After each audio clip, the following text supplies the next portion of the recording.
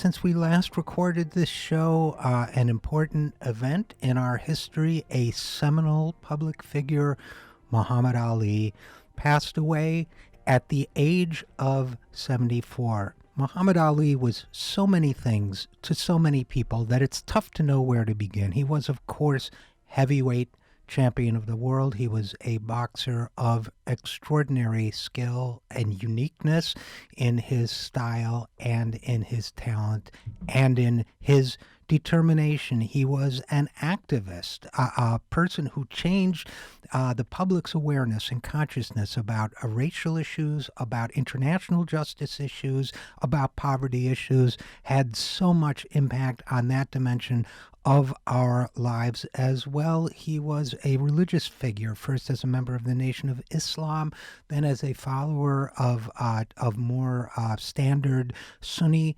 Islam, and ultimately as a self-expressed or self-professed Sufi practitioner of Islam.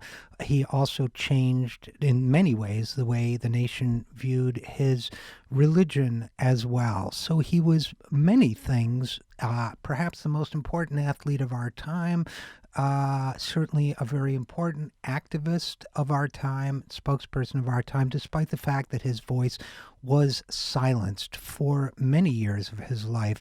But Muhammad Ali, I think it's important to remember he was something else too. He was something we don't always see in public life nowadays. He was a unified human being. He appeared to be a whole human being.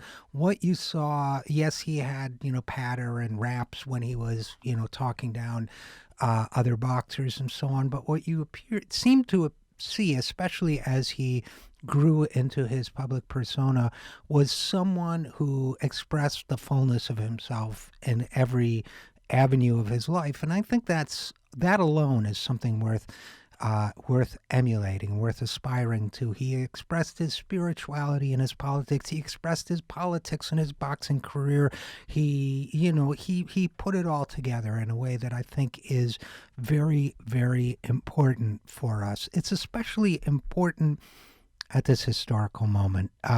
So look, as a global activist, he was, in a way, I'm sorry that he was so silenced during this time, because we're experiencing a global wave of activism right now. We've got the Black Lives Matter movement here in this country. We've got all the people who have been energized by the Bernie Sanders movement, the drive really carrying on from the Occupy movement for economic justice to complement that drive for racial and social justice. We're seeing similar drives around the country in Podemos in Spain and other parts of Europe, other parts of Africa and Asia.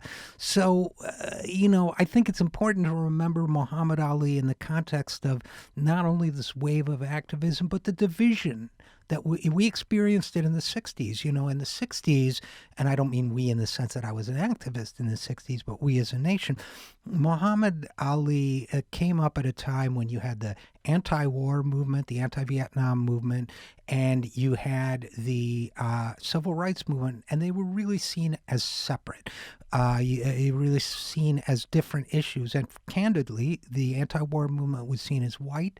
The civil rights movement was seen as black.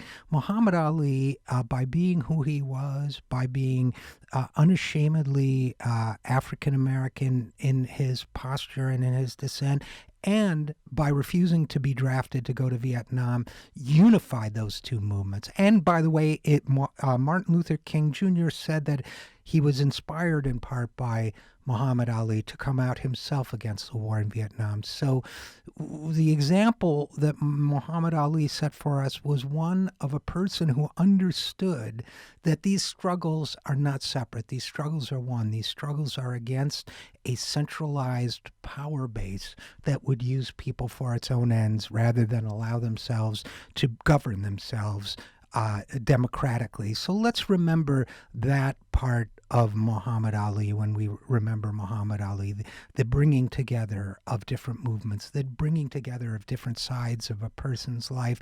And let us not forget the enormous sacrifice that Muhammad Ali made when he was willing to go to prison, when he faced conviction for his beliefs, he did not waver.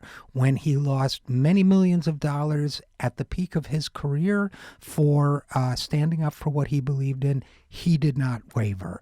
And let us also remember that many of the people who celebrated him last week, whether they were in New York, Washington, D.C., or Louisville, Kentucky, either opposed him during his moments of greatest courage or would have opposed him had they been present at this time. Muhammad Ali was not the darling of the media elites or the political elites or the economic elites when he stood up. He was widely condemned. He was widely disliked. He was widely disparaged, but he never wavered. There is a word for that, and that word is integrity, from the Latin root integer, as in one, singular, a whole unit, someone who cannot be divided. What you see is what you get. There are no hidden parts.